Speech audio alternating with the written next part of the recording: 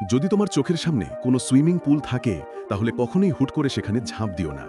কারণ পুলের তলার নিচে থাকতে পারে এক অন্ধকার চেতনার জগৎ, যেখানে তুমি হয়তো মুখোমুখি হবে ভয়ঙ্কর আত্মাদের সঙ্গে। তবে যদি ভাগ্য তোমার পক্ষে থাকে, সেই অন্ধকার থেকেও তুমি রক্ষা পাবে। কিন্তু ছোট্ট এক ছেলে এসব কথা বিশ্বাস করল না। সে দৌড়ে এসে এক ঝাঁপে পুলে পড়ে গেল। কিন্তু নিচে নামতেই চারপাশে শুধু গভীর অন্ধকার, কোনো দিক দেখা যাচ্ছে না। ছেলেটা ভয় পেয়ে জল থেকে উঠে এলো। ওপরের দিকটা তখনও রোদে ঝলমল করছে, সবকিছু একদম স্বাভাবিক। তাই সে আবার ঝাঁপ দিল পুলে। কিন্তু এবারও একই অবস্থা, চারদিক অন্ধকার। সে যতবারই ওপরে আসে বাইরের দুনিয়া ঠিকঠাক, আর যতবার নিচে নামে ততবারই সে হারিয়ে যায় এক গভীর কালো শূন্যতায়।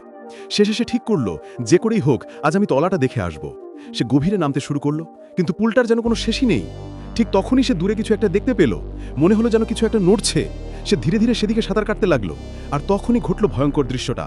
ওই জিনিসটা হঠাৎ চোখ খুলে তাকালো তার দিকে। ছেলেটা আতঙ্কে কয়েক ঢোক পানি খেয়ে ফেলল। অবশেষে প্রাণপণে ওপরের দিকে উঠে তীরে পৌঁছে গেল। কিন্তু সেই ভয়ঙ্কর জীবটা তখনও তার পিছনেই। ভাগ্য ভালো, ছেলেটা অল্পের জন্য রক্ষা পেল। ভয় আর ঘাম মাখা মুখে সে দাঁড়িয়ে আছে। হঠাৎ টের পেল তার একটা চোখ যেন পুলের নিচে পড়ে গেছে। চারদিক শান্ত, হাওয়া থেমে গেছে। সে সাহস জোগাড় করে একটা জাল হাতে নিল আর নিচে নামলো চোখটা তুলতে। ঠিক তখনই পুলের জল প্রচণ্ড শব্দে ছিটকে উঠল। মনে হলো কিছু একটা জিনিস হঠাৎ পানির ভেতর থেকে লাফিয়ে বেরিয়ে এলো। তারপর দেখা গেল তীরের ওপর একের পর এক পায়ের ছাপ, যেগুলো দ্রুত দৌড়ে জঙ্গলের ভেতর হারিয়ে গেল। ছেলেটা স্থির হয়ে দাঁড়িয়ে রইল, একটু নড়তে পারল না, শুধু তাকিয়ে থাকলো জঙ্গলের দিকে।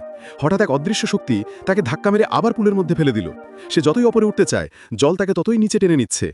আর এবার তার ভাগ্য আর আগের মতো ভালো ছিল না।